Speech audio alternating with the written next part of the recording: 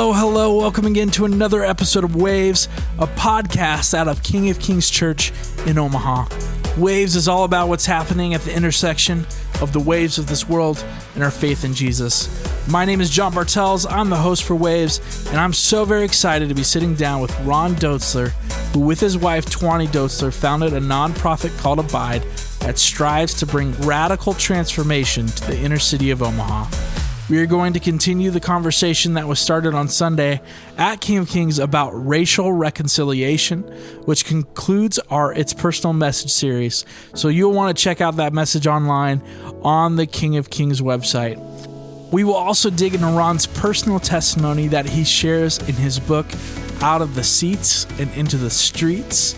We also have King of Kings' very own Pastor Greg Griffith in the room as well to share his perspective and insight. But we've got a lot of great conversation ahead of us, so let's jump right in. Welcome again to Waves. Here's Ron Dotzler, and here we go. Well, Ron Dotzler, thank you so much for being on the Waves podcast. We're also joined by our lead pastor-elect, Greg Griffith. Thanks for being on the podcast as well. Great to be here. First, I want to thank you for sharing your story on Sunday about your background and how God used the relationship that was developing between you and your wife to show how preferences can lead to prejudice. For listeners who may not have been here last Sunday, can you just give us a recap of kind of what you talked about? Yeah. First of all, we talked about race relations, and it's a big topic in society, in America especially. Seems like anytime there's some kind of violence or some kind of uproar in society, it seems to have race at the heart of it. And so we began to talk about race relations, and the overarching kind of phrase that we kept saying over and over again is that race relations have eternal implications. Mm-hmm. Amen. That it really does matter. It's not just for those people to talk about, but every one of us should talk about this. And so my wife and I, my wife's African-American, grew up in the metropolitan Washington, D.C. area, 5 million plus people. She grew up in an all African-American community. I grew up in rural Iowa, population 300, all white people. Most of them I'm related to. My wife and I both went to Missouri. That's where we met. Yeah. And I asked her hand in marriage, called up her parents, said, I'd like to marry your daughter. And then the my mother-in-law answered the phone and said, no. And that began this incredible journey of race relations between my wife and I. And so we talked about that on Sunday. My wife shared, from a minority perspective, that much of the injustice and much of the feelings that a minority feels in a majority culture still occurs today. Sadly, some people, don't treat minorities very well, and she's been not treated well. And so she shared some of that on Sunday. And then I shared from a white perspective, which oftentimes when you talk about race relations, you don't hear the white perspective a lot. Mm-hmm. Well, married to an African-American woman who reminded me that race matters, and I continually thought, no, it doesn't. We're all Americans. Well, I had some learning to discover and some hard issues to really begin to deal with. And so that's what we talked about on Sunday. Again, I really wanted to emphasize the white side of the story. That's my side of the story, because I don't think we talk about it enough. And you said that earlier, that our preferences actually lead to prejudices and oftentimes produce results that a lot of times we don't even want to have happen, but they do happen. Yeah. So I was able to read your book last night. Oh, great. And I must say, I couldn't put it down. I love it. One of the reasons is you probably have one of the most intense openings to a book that I've read in a long time, and probably one of the most redemptive endings to a book that I've read in a long time. But a lot of it is your story, and a lot of it's the story of Abide. Can you tell us a little bit about Abide, that nonprofit that you started, and tell us a little bit about Josh as well, now the CEO, and what's its ministry and what is it doing in today's world? Yeah. So I love being here out at King of Kings because this is where I was a chemical engineer. My very last job as a chemical engineer. So I worked as a chemical engineer for 8 years out of college. And then God had a strong call on our life. We thought we'd be mission workers overseas. And through a series of circumstances, we're offered to live in a house for free in North Omaha if we wanted to accept it. My wife and I initially said no, but a few months later we said yes. And that began this journey of starting Abide in North Omaha.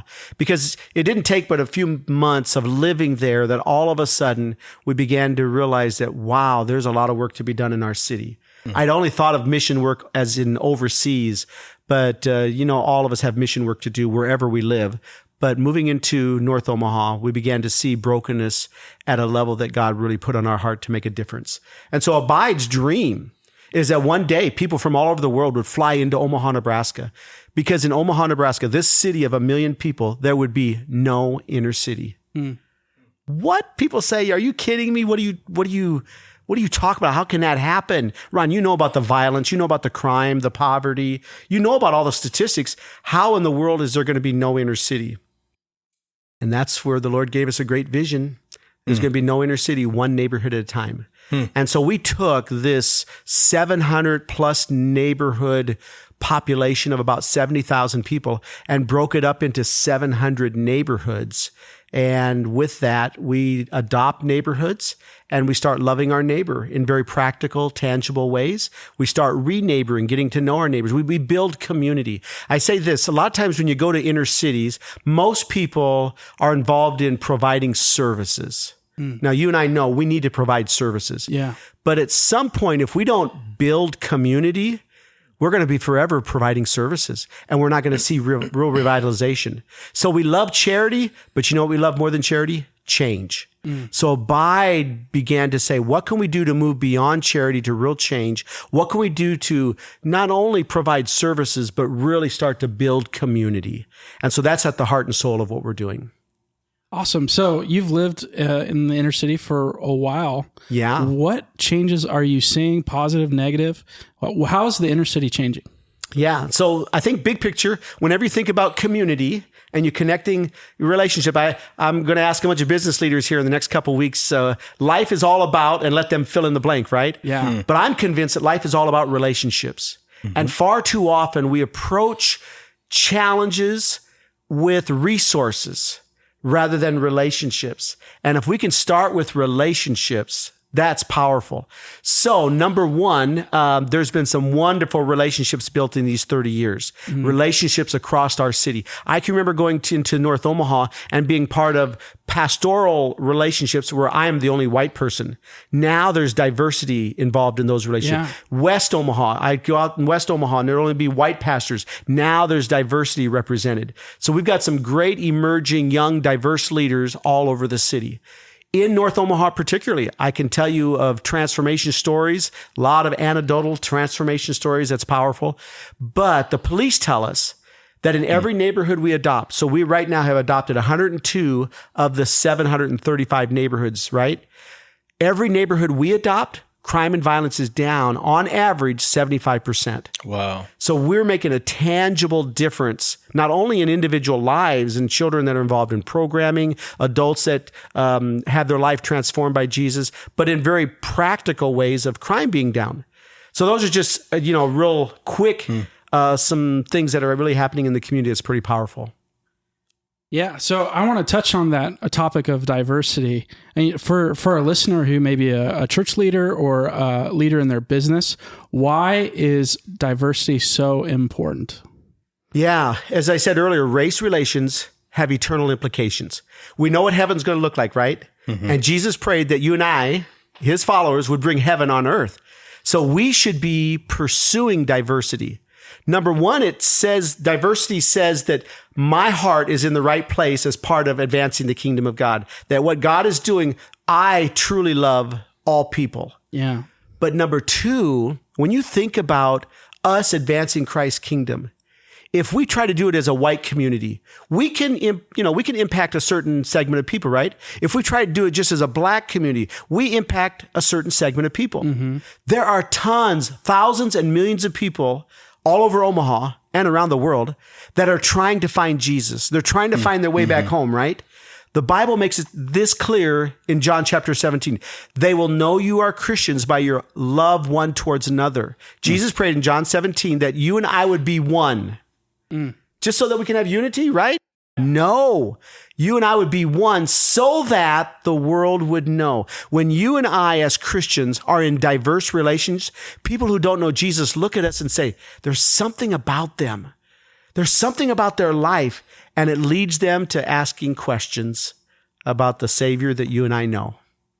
You know, when I was here in Omaha for my first visit here, in my first interviews, I had to Uber home to the airport. And my Uber driver was an African American who had just moved here from Brooklyn. And so I told him I was contemplating moving here to Omaha and asked him how he liked it. And he, so he told me a couple things. We talked a lot about the lack of professional sports outside of Nebraska and Creighton. That's right. That's for Josh there. But then he asked me, knowing I was a pastor, he said, what do you think, what do you think churches need the most? And I said, well, I think churches need to illustrate love. And then he went on to tell me, as a young millennial, he said, I don't go to churches that are only one racial group. And he said, I've gone to an all-black church, and he goes, I don't like being in an all-black church. And I found that fascinating because I asked him why. And he said, because that's not the world I live in. He said, I live in a world that's diverse and he said, when I walk into a church, I want to see whites, Asians, blacks, Hispanics, everything. He said, because I want to see what the community is, because then I know they're really reaching the community. Right. And Tim Keller echoed the same thing. He said, our church should be a demographical makeup of the city that we live in. Yeah. And in the region that we're in. And so You're absolutely right? Yeah. I mean, that's what it is to be one. One of the things, Greg, that can happen for a church to try to move in that direction is by actually going to their local Walmart and seeing what the diversity is there. Oftentimes churches say, well, we're not diverse because we just don't have that population. Go to your local Walmart. You'll be amazed at the diversity that's there. And that should be your target. Yes. Wow. Yeah. It's awesome. The Walmart perspective. Walmart perspective. That's right. Yeah. Awesome. Well, one amazing part of your story is your kids and kind of the legacy that your kids have taken on. But did I read correctly? You've raised 14 kids. Yep. And so can you imagine, as a pastor, what my favorite scripture verse is? Be fruitful and multiply. There you go. Yeah, we were just talking about that. Tyler, our worship leader, was saying Craig Groeschel, I think he has 6 or 7 kids. And someone said to him once, you must really love your kids. And he said, no, I really love my wife. Yes, that's exactly right. Yeah, here's the big picture. I oftentimes tell people, if I ever, which I didn't because I was clueless, if I ever moved to the inner city to transform the brokenness of the inner city, what a joke.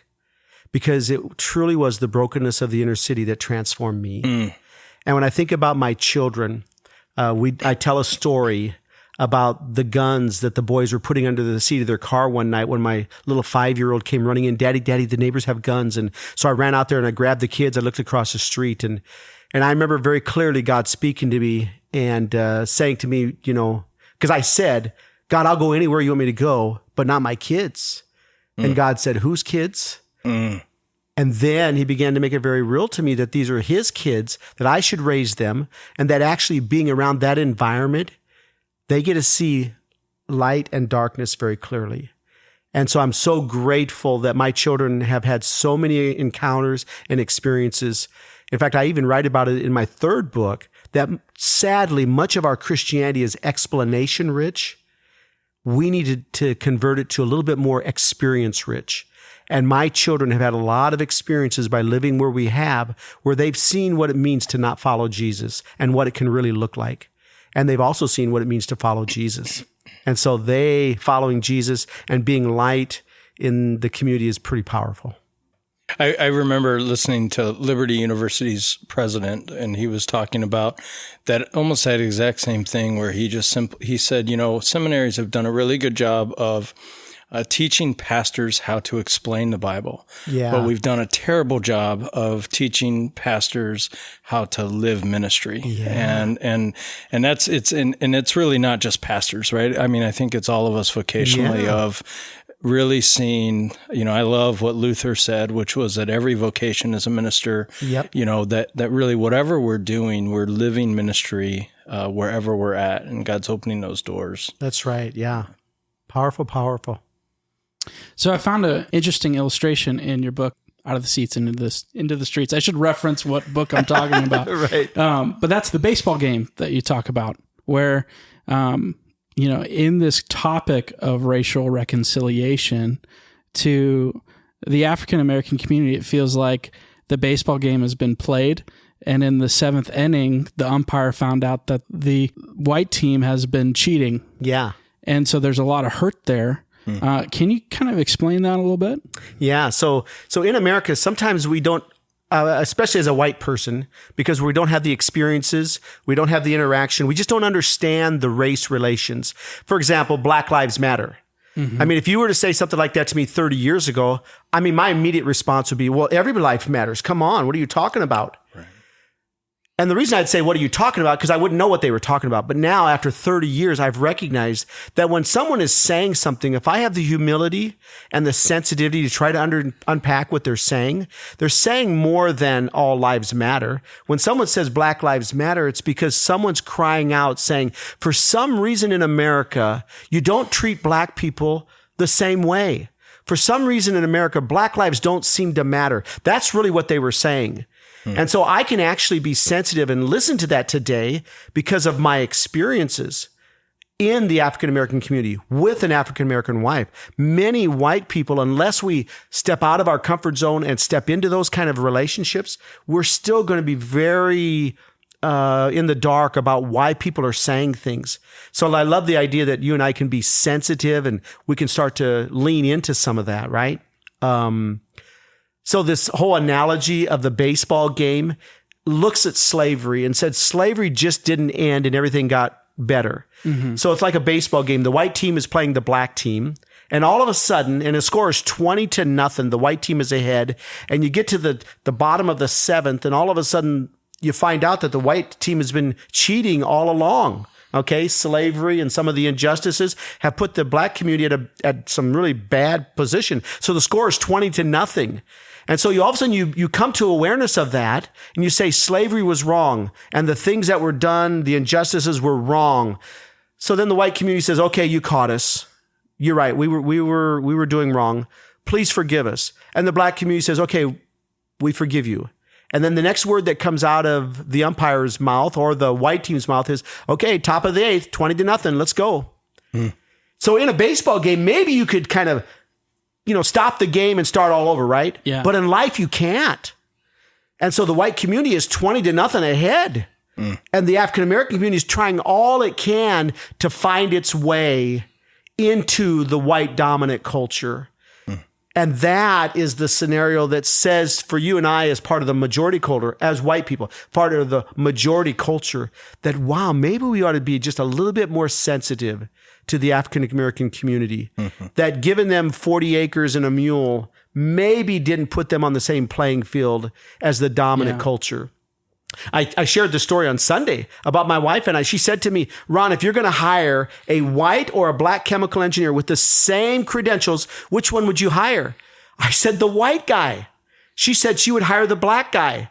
Both of us are comfortable in our zone, right? The white zone, the black zone. What we find in society, if I'm a white person and I'm comfortable with white people, I'm not going to give black people much of a chance. Not because I don't want to, not because I'm prejudiced or mean. It's just I've been shaped and conditioned to really like white people because that's what I grew up with. She's been shaped and conditioned to really like black people and to trust them. And so when you start thinking about those as a white person who's part of the dominant culture, it causes you, especially as a Christ follower, to say, oh, Lord, show me more. Give me the curiosity to find out more about the minority, because the Bible speaks so much of the stranger, the foreigner, the outcast, the marginalized. And if you and I as Christ followers are following Jesus, man, those people we should listen to and want to learn from. And the minority plays obviously a big role in that. Sunday, that really hit home for me. It was almost, I will say, I think it was my ignorance of I hadn't really thought about the fact that we are a white America. Yeah. And you know, I think you or 20 had said that. And all of a sudden kind of this light bulb went off. And then it was compared to when you go out into a mission field, or my parents live in southern France. When my wife and I go to southern France, it's hard. I mean, we don't speak the language. We don't know any of the culture, and you know, it's kind of a nice vacation, but it's not nice to be there for that long, right? Because we feel really out of place, and it gets difficult. And it was that for the first time, I just thought to myself, wow. I had never really realized that or seen that in an empathy from the other side of those shoes. And so I was really thankful for that, to just open my eyes. That's good.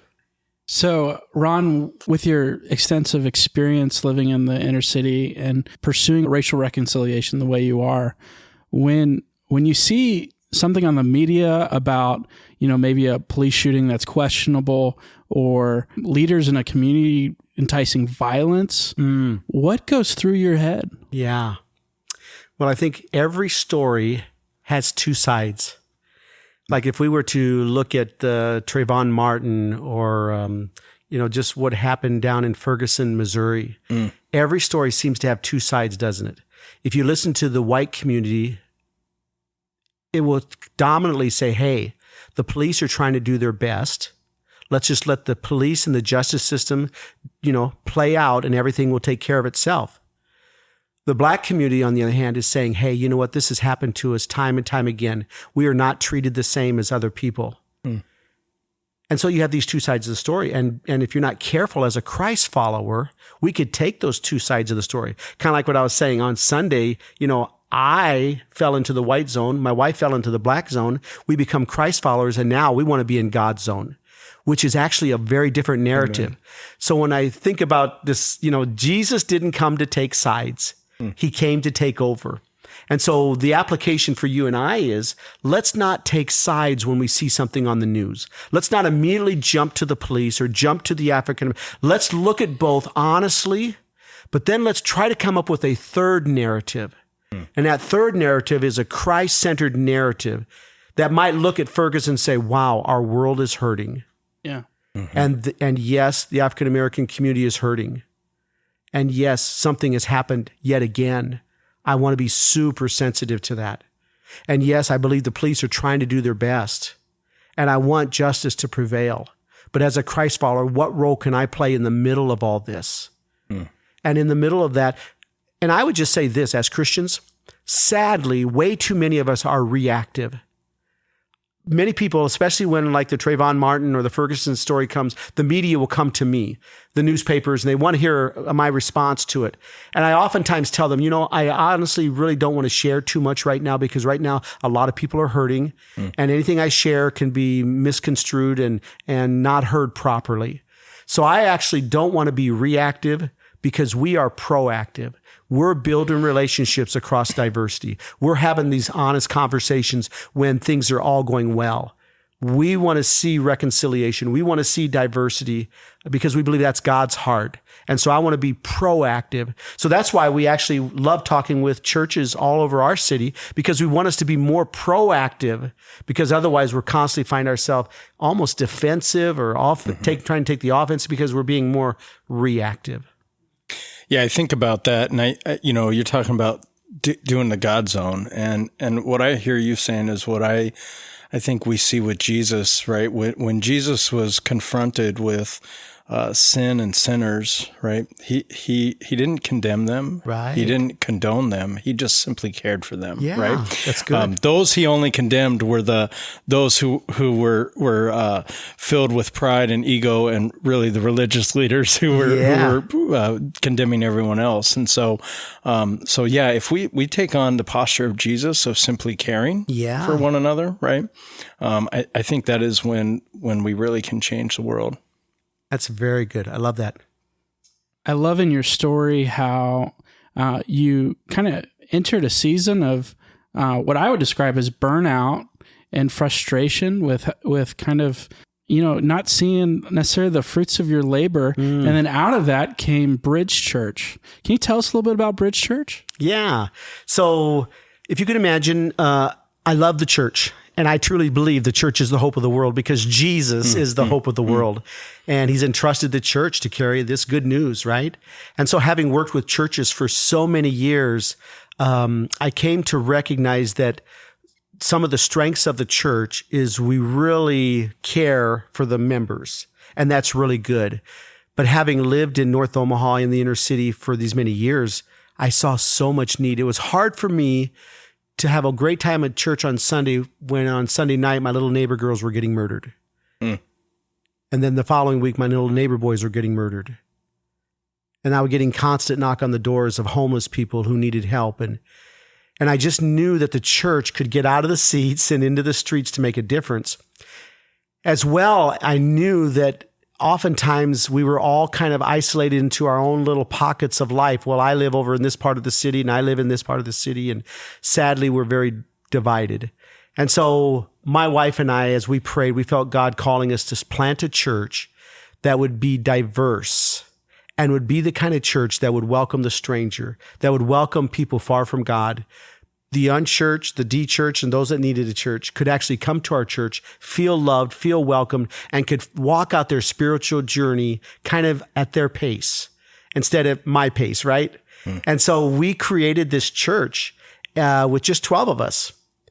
And 7 years later, 1,000 people were showing up. Wow. And they were finding the love of Jesus. We were baptizing many people coming to Christ.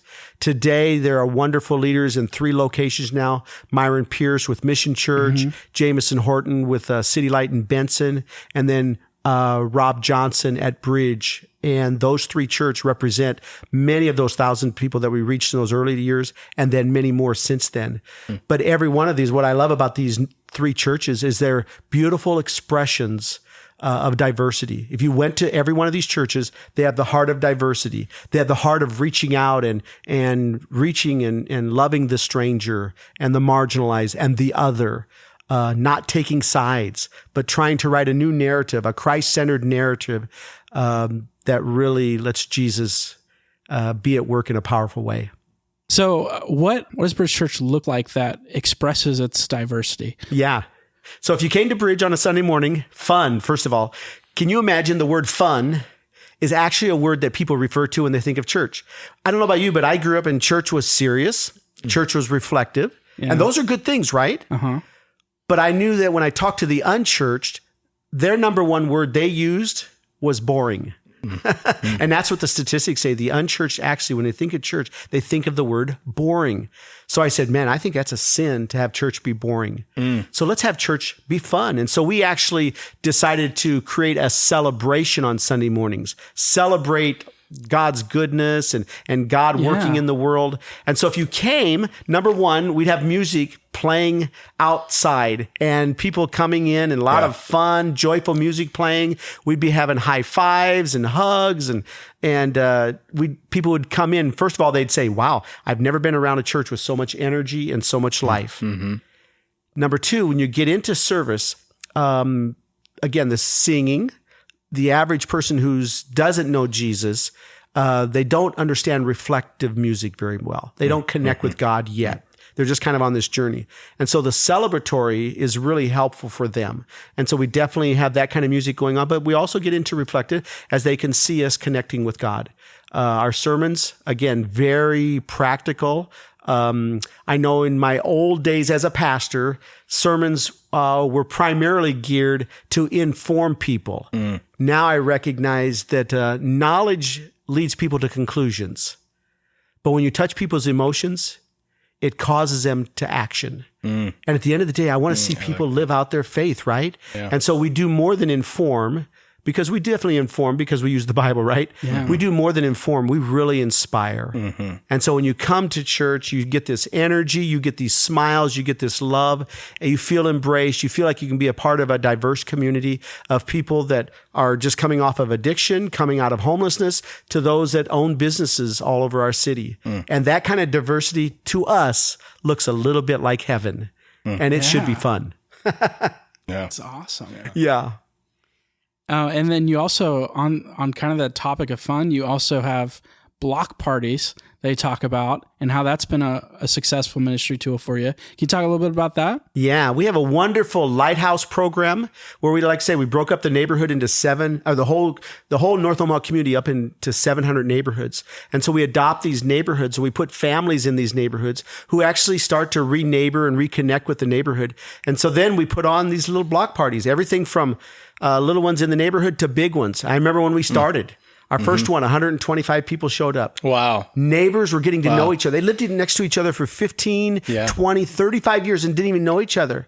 The violence had become so heavy that they were actually fearful to even come outside. So we played a role of getting neighbors to come outside to connect with each other. And by virtue of that, we started watching out for each other. I mean, it's powerful. But that block party, 125 people. Advance to the next year, 700 people. Advance to the next year, 2,500 people. So we have block parties where we have thousands of people show up, and then we have little local grill outs where we get 100 of the neighbors together and we get to know each other. So simple things that maybe you and I have even grown up with, but just this idea of being a neighbor, loving each other, being curious about others and listening and hearing about others. I love what was said on Sunday, that the opposite of prejudice is hospitality. Isn't that interesting? The opposite of prejudice, is inclusion and, is being sensitive to others. But the opposite of prejudice is hospitality, that we'd invite people into our lives that are different than us and allow God to change us and to use us together. It's pretty powerful. So as a leader who cast vision into Omaha of what you want Omaha to look like, what do you want Omaha to look like in 20 years? Yeah. Oh, wow. Well, it's interesting, but when I first moved into the community, I am on this huge learning curve. And I tell my wife, honey, let's go to some churches. Let's start finding out what God's doing. Let's meet some pastors. And so we kind of started this little journey. And I remember being at this little bitty church, it's a Baptist church, like on a Monday, helping them fix up their building. And I'm sitting there doing some kind of construction project with some people. And this African-American woman, about 50 years old, walks up to me and she looks at me and we're having this conversation. And she says, well, Ron, white people can't be Christian. And then she laughs and she walks off. And I thought she had kind of like maybe told a joke and I missed the punchline. But white people can't be Christian. I thought, what was that about? So here I am the same week, like 3 days later on a Thursday, I'm at another church, a Mennonite black church, which is like that. You don't find many of those. A Mennonite black church. Right. And I'm at this church and we're talking and this African-American woman, she's a little over 50. She looks at me and she says, well, Ron, white people can't be Christian. And by this time, it's like, this is the second time I've heard this. And I said, hey, you wouldn't believe this, but you're the second person this week that's told me this. Can we sit down and you kind of explain to me what's behind this? Long story short, she shared her story of her life growing up as an African-American girl in Omaha, Nebraska. And she said, Ron, all my life, we go to church, we read the Bible and Christians help the poor. And Ron, I'm 52 years old and there's never been a white person until I've met you who lives in my community, who actually is moving in next to me, who wants to help. Most people actually, when I moved, they moved out. And obviously we're familiar with white flight and the whole transition. So the African-American community felt like there's no way white people could be Christian because their actions don't speak it. They don't help the poor. They definitely don't live next to me. And so and I had to be honest about my own life. And I had to say, oh my goodness, was I, as a Christ follower, before I moved to North Omaha, was I doing things intentionally to get to know other people of diversity, the minority community, the poor? Was I getting next to the brokenness? I was afraid of North Omaha. You know where the most dangerous place to live is? Outside the center of God's will. Yeah. It's not North Omaha. And you and I are called to be light. And if we think there's darkness anywhere in our city, shouldn't we rush to dispel it? Yeah. I'm telling you, I was living by fear so much instead of by faith. And so our dream is seeing the church in Omaha living out our calling of loving our neighbor And our neighbor is not those that just look like us, those that are different. So to see people of diverse congregations relating to each other, working together, to see a day where there would be no inner city in Omaha, Nebraska, because the church got out of the seats and into the streets in all of our resourcefulness and played our role in making a difference. That is a good looking picture of Omaha, Nebraska 20 years from now. Amazing. That's a good looking picture of heven, right? Yes. It really is. Yeah. Right. So you mentioned in your book, I keep referencing, but it was a really great read. The power of prayer. How has your prayer life changed living in the inner city and working with Abide and working with Bridge Church? What is God doing in your prayer life? Yeah. I recognized if I'm praying more, it means I'm dependent on God more. When I'm praying less, it means I'm probably trying to handle it on my own. And I share in the book a story one night where I'm standing in the middle of 30th and Ames. For those that are from Omaha, you know that's like a cross point in North Omaha. And it's a pretty volatile area in the middle of summer, 11 o'clock at night, praying on site for insight, right? I'm praying and I have a confrontation that I tell the story in the book where, to be honest, I thought I would have been dead. And God really used that night to speak to me. I tell people all the time, this guy puts his hand in the pocket in the confrontation to pull out what I believed was going to be a gun. And I remember God saying, Ron, you will not die. And then there was kind of this pause. And then he finished it by saying, until I am finished with you. I began to realize that my life was in his hands and that he could do whatever he wanted with me. But that night I tell people, I said, in that confrontation, I was mostly just listening as this guy was spitting and sputtering. He was high, he was wasted, he was swearing, wanted to know why I was living in his community, et cetera, et cetera. I said, that night I prayed. I said, I've taught on prayer, I preached on prayer, but that night I learned how to pray. And I've recognized that my prayer life is a beautiful picture or reflection of my dependence on God. And if you and I can be the kind of people that really depend on God and we continue to go to him in prayer, I'm telling you what, he will show up in powerful ways. So how can our listeners pray for you, Abide, Bridge, and the inner city? Yeah.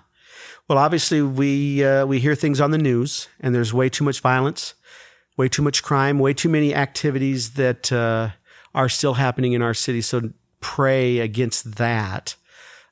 Pray that God would send more and more. I mean, the whole passage of Scripture that the harvest is plentiful, but the laborers are so few.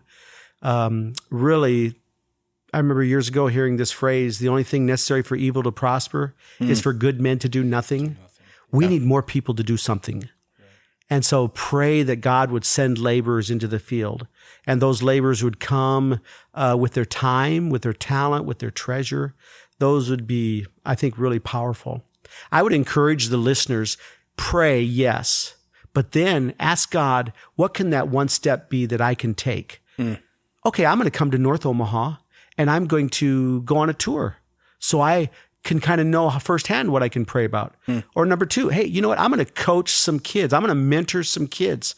Or I'm going to plug in and do a few things, service activities. There's wonderful things like that can happen. Oftentimes people say to me, well, Ron, I got 2 or 3 black friends. And I said, that's really good. As soon as you start having 20 or 30, wow, you start learning some things that you never knew before. And so continue to increase your relationships. If you have 2 or 3 black friends right now, next year, try to have 5 or 6. Those are some great next steps. Awesome. So what is an entry door into Abide? Is it your website, figuring out who you are, or give you guys a call? Yeah. In fact, go to the website. You can do that. But calling us and setting up an opportunity to come down, we'll have coffee. We can give you a little tour. We can start talking and just see what God's putting on your heart and see what the next steps might be. Yeah, that'd be powerful. We do. One of the things I actually love to do is give tours of the community.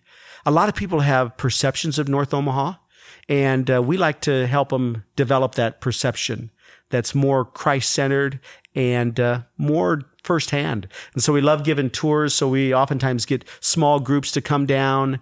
youth groups to come down, and we'll give them tours of the community, and we'll have different leaders share with them, and that's really powerful as well. Awesome. Well, we're running out of time here, which is very unfortunate because this is a great conversation. But Ron, and I'll open this up to Greg as well, any kind of encouragement that you'd want to give our listeners regarding the topic of racial reconciliation and the city of Omaha?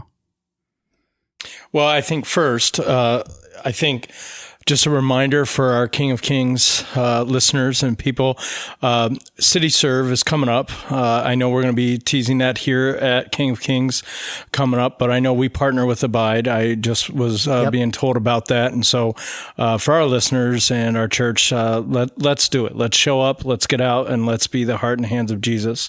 I also think for our listeners, and I think Ron, you said it right, which is that, good people, for evil to prosper, it's good people doing nothing. And so we've got to go out and share with the world really who Jesus has called us to be. Yeah. And we do need to speak up, stand up, and speak out against injustice, against racism, and against things that are not what Christianity is called to be. Because I think there's labels and there's a lot of misconceptions out there. And for those to be changed, it just means us showing up and sharing and seeing the love of Jesus, being that light, as you said. So I want to encourage our listeners to be doing that, to get out there and be courageous and share the love of Christ. That's good. That's good. I love the quote by Catherine Booth, wife, a founder of Salvation Army.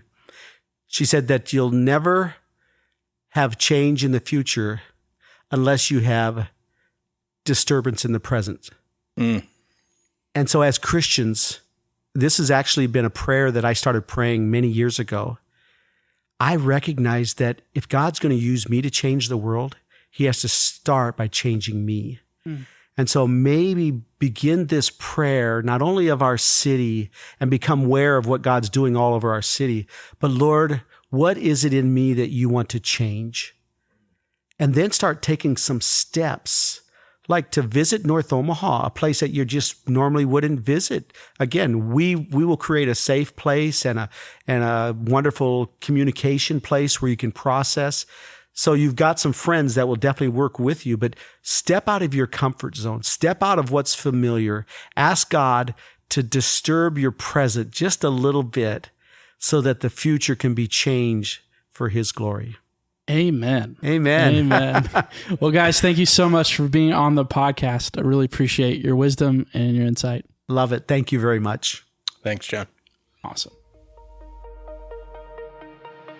Thank you so much for listening to this episode of Waves. I'd like to thank our guest, Ron Dotzler, for being on the podcast and sharing his story and his perspective with us.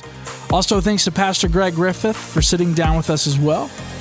If you like the podcast, please subscribe because you won't want to miss out on what we've got coming up on Waves. Also, please leave us a review on iTunes. That helps us out tremendously, and it helps others find the podcast. For more information about King of Kings Church, who we are, what we believe, and additional content to feed your walk of faith, you can check us out at kingofkingsomaha.org. This has been Waves. Thank you so much for listening.